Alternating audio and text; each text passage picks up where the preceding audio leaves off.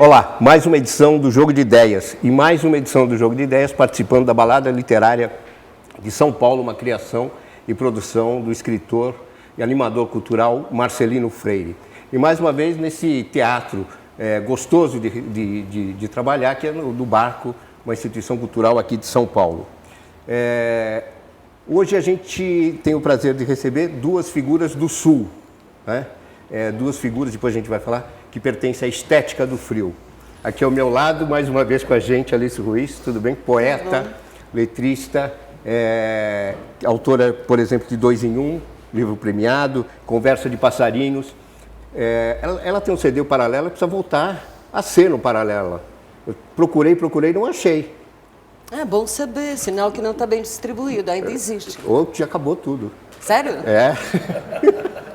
O que é muito bom também. Conversar com o selo sobre isso. Tá bom. Ao lado da Alice Ruiz, aquele que forjou esse termo, inclusive, Estética do Frio, o Vitor Ramil. Tudo bom, Vitor? Tudo bom. Ele tem um livrinho, A Estética do Frio, que foi uma palestra, depois ele vai falar, que ele deu em Genebra. O Satolep, que é um livro também que chegou a finalista de vários prêmios. E o Delibá, que é um trabalho muito especial dentro da carreira do Vitor Ramil. Mas a gente vai falar de letra de música, principalmente. E eu estava falando para o Vitor, quando a gente estava vindo para cá, que eu acho que a maioria de vocês não lembra disso, mas como eu sou da turma dos anos 70, 60, 70 e 80, ouvindo rádio, que hoje não tem mais isso. Você ouviu o rádio e no final da música, ou no começo, o locutor dizia música tal, de tal e tal. Os mais famosos, de Lennon e McCartney, né? Qualquer música de Lennon e McCartney. Ou então, os segundos mais famosos... Roberto Erasmo, matou. E você sempre sabia que o segundo era... Tom e Vinícius. Tom e Vinícius, né? Simon e Garfunkel. Você sempre sabia que o segundo, apesar de ser uma coisa um pouco híbrida esse trabalho, acho que a Alice e o Vitor vão falar disso, mas você sempre sabia que o segundo era o letrista. Né? E isso acabou, as rádios não fazem mais isso. Hoje você vê Socorro com Arnaldo, né? Não se fala mais, não se determina mais isso, o que é uma perda de cultura, uma perda de informação. Apesar que na internet você tem todas, pelo menos aqueles que não são preguiçosos, né? Trabalham todas as informações certinhas. Queria perguntar para os dois o que é ser, no fundo, esse segundo, né? Ou o segundo na ordem, não é o segundo na importância e tal. O que é um letrista de música? Que figura é essa? O letrista é um fantasma. É um fantasma? É um fantasma. Por isso que desapareceu? Porque não só não fala mais de quem é a música. As pessoas, letra, né? A letra. Não falam de quem é a música. Também. Eles também, acabaram exato. É só o intérprete. Djavan com Cássia Eller. É aquilo que eu falei. Já chegaram a me perguntar, porque em Curitiba, né, o pessoal sabia que a letra de Socorro era minha. Algumas pessoas sabiam, outras não. Aí uma menina me conta como é que foi essa tua parceria com a Cássia. Eu falei, gente, nunca fiz parceria com a Cássia. Legal, mas... Não, agora nunca não dá mais. Mas nem com o Chico Xavier não dá mais. Nem com interferência, mas isso é bem desavisado, mas na verdade já aconteceu de dizer a letra, por exemplo. Estamos falando nessa porque é a mais conhecida, né?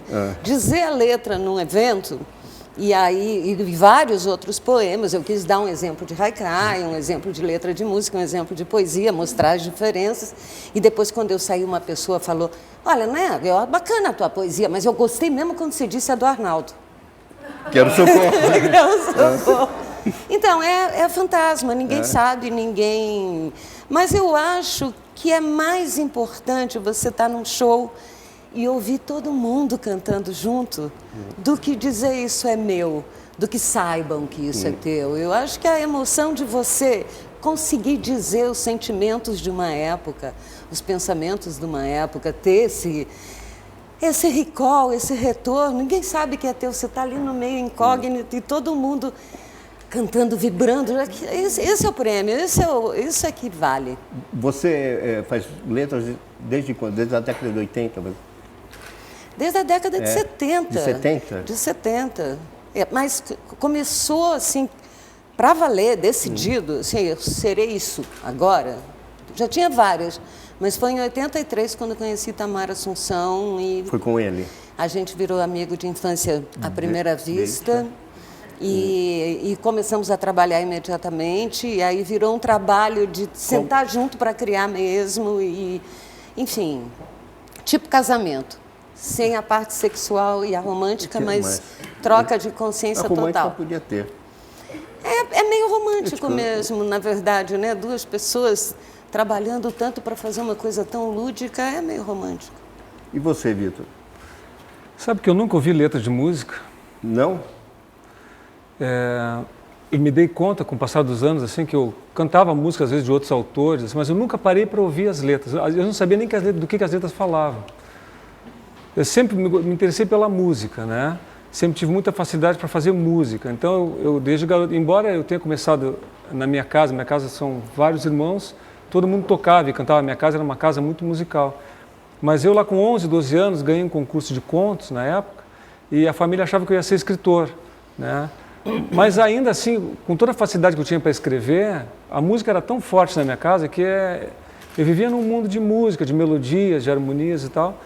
E eu nunca me interessei muito por letra, eu gostava, eu sabia que uma letra do Chico era linda, que uma letra do Caetano era linda, entendeu? Que uma letra do Geraldo Carneiro, para o Egberto Gismonti, era muito doida, entendeu? Mas eu nunca parava para saber exatamente como a gente para ler um poema, aí começam as diferenças talvez, né?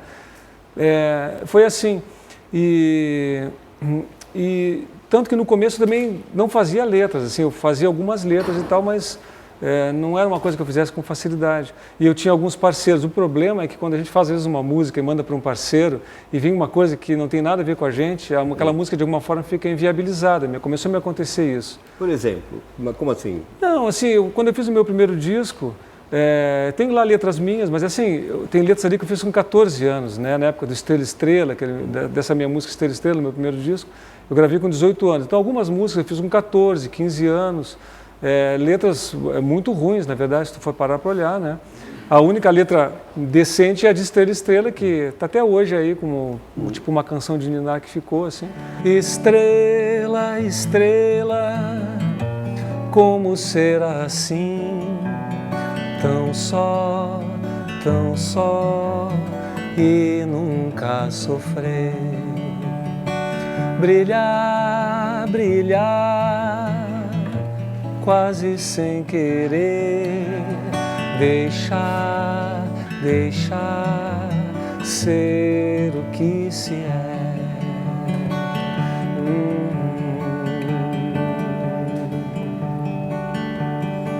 No corpo nu da constelação estás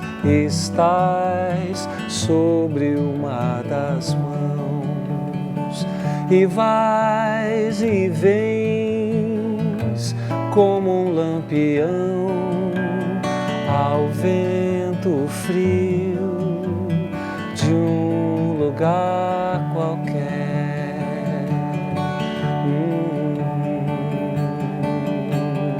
Eu fiz aquele tirão inicial, mas eu tinha meus parceiros, eu esperava às vezes por eles, né? Ou demoravam, tu como letrista, às vezes os teus parceiros não te provocam, e aí a minha letra, ou o contrário, me manda a música. Fica essa coisa, né? E às vezes, e o compositor, especialmente quando o compositor novo, a gente fica muito fissurado, a gente quer fazer música o dia inteiro, quer tocar violão o tempo todo. Depois mais maduro a gente vai tipo na mosca, assim, a gente já vai direto para fazer aquilo, né? Hoje em dia eu faço uma música e posso deixar 2 anos esperando pela letra lá. E me acontece. Que não te importuna, não te incomoda. Não, porque eu faço muitas músicas no período. Eu tenho assim 40, 50 músicas inéditas, por exemplo, e 4, 5 estão sem letra. E às vezes quando a música é muito forte, eu fico esperando aquela letra que vai ser a letra dela, como se ela tivesse que nascer quase que sozinha. Então aí um dia, depois de 2 anos cantarolando aquela melodia, me vem na rua uma frase para aquela letra, eu chego em casa e faço ela em 5 minutos. Entende? Me acontece muito isso.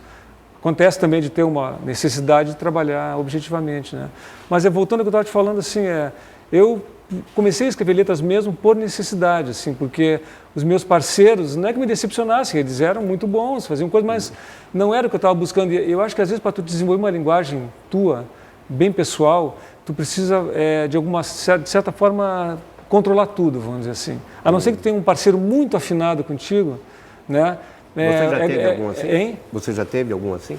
Ou tem algum assim? Não tenho. Não. Um parceiro muito afinado. Agora eu tenho uma parceira muito afinada comigo, que é uma poeta, casualmente da minha terra, chamada Angélica Freitas, não sei se tu conhece ela. A Angélica é da minha mesma editora, Kozak Naif, e numa vinda minha a São Paulo, o Augusto Massi me deu de presente. Acho que foi o Augusto Massi, alguém dentro da editora me deu e disse, olha, lê a tua conterrânea. Eu cheguei no hotel, comecei a ler e chapei na hora, assim, né? Achei fantástico.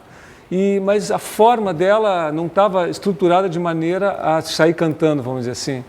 Mas aí eu fiquei com o livrinho dela sempre comigo. E um dia eu peguei a estrada sozinho numa van, né, indo para um show. E no meio do caminho eu estava com o violão, comecei a ler um poema dela, comecei a cantar, passei a mão no violão. E naquela viagem eu fiz 3 músicas na estrada, 250 quilômetros, eu fiz 3 músicas, né? E hoje nós temos já 9 músicas em parceria, todas do livro dela. Ela me autoriza, às vezes, a mexer alguma coisinha, a alterar uma frase, né? É uma poeta bem flexível nesse sentido, assim. E, então ela é minha parceira mais frequente, né? Vamos dizer assim, talvez tu vê em menos de um ano eu se tornou a pessoa com quem eu mais compus até hoje.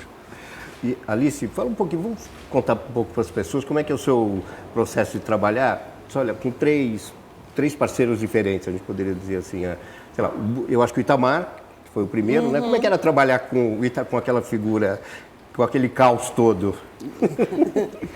Não, com o Itamar a história começou semelhante a essa. Quando o Itamar foi para Curitiba fazer o show, em 83, ele já foi lá em casa, a Neuza Pinheiro cantava no show e era nossa amiga, então eu levou lá para casa e eu dei o livro Navalha na Liga, que era meu primeiro livro, e ele, voltando no ônibus para São Paulo, pegou o livro, ele me contou depois, e aí chegando em casa ele fez uma música, já falou que as palavras começaram a cantar na cabeça dele, mas ele pegou vários poeminhas curtos e fez uma espécie de colcha de retalhos, assim, ele fez uma montagem. Então a estruturação que deu tempo, Itamar não era de não. Você ouviu no rádio? Não tinha que autorizado aí. Não, eu vim em show. Vim para São Paulo e assistindo um show, de repente ele falou, agora... Eu falei, o quê? Somos parceiros e eu não sabia. Nesse momento eu já tinha o segundo livro, que era o Paixão Chama Paixão, dei para ele fez a mesma coisa. Aí eu falei, pô, meu ídolo é meu fã, quer dizer, ele quer ser meu parceiro mesmo, tá rolando e acho maravilhoso, porque, sei lá, depois do Tropicalismo foi a primeira coisa musical que eu disse, opa, é uma coisa nova. E aí eu pegava o ônibus, cultura às vezes dá trabalho, viu? Pegava o ônibus em Curitiba, descia no Tietê, pegava o metrô, ia até a Penha, subia a ladeira para chegar com uma malinha, um monte de papéis dentro, algumas letras prontas, alguns que era só um embrião, tipo uma frase assim. Mas é que começou a acontecer isso na parceria. Eu chegava com uma frase, mas não qualquer frase, uma frase que conceituava uma situação. Jogava na mão dele, ele puxava uma linha melódica e a partir dessa linha melódica eu desenvolvia o resto da letra.